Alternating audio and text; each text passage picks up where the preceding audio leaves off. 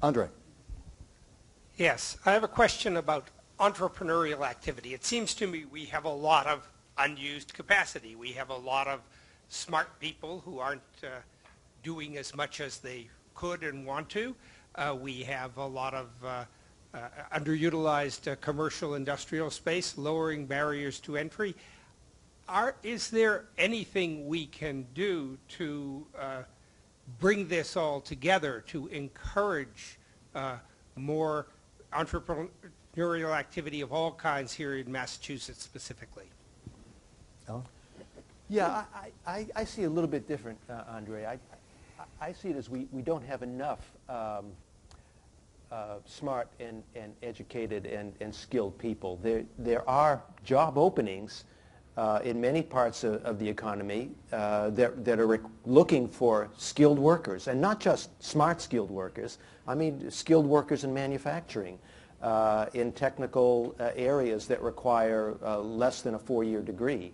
And so the untapped potential I see in the state is mainly one of matching those skilled needs with the retraining of the workforce that's unemployed now. And if you look forward into the future, as the baby boomers are retiring, there is going to be a need to have a supply of skilled and educated workers to replace those baby boomers.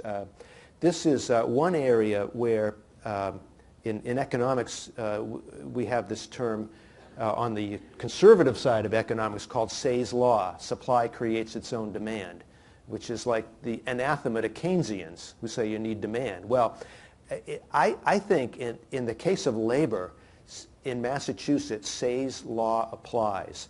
If you educate the workforce and you get a worker with skills, there will be a job for them. And to the extent there isn't one there now, we can bring in investment from around the country and around the world, as we have been, if we have the educated workforce.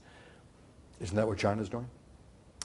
That's what China's doing right now. Well, this is bringing bringing companies from Massachusetts there to build factories because they have the educated workforce. Actually, China is, we have an advantage over China in an educated workforce, actually. I think what's happening globally is to make the global economic output, it's like baking a pie. It's like a cake. It's a recipe.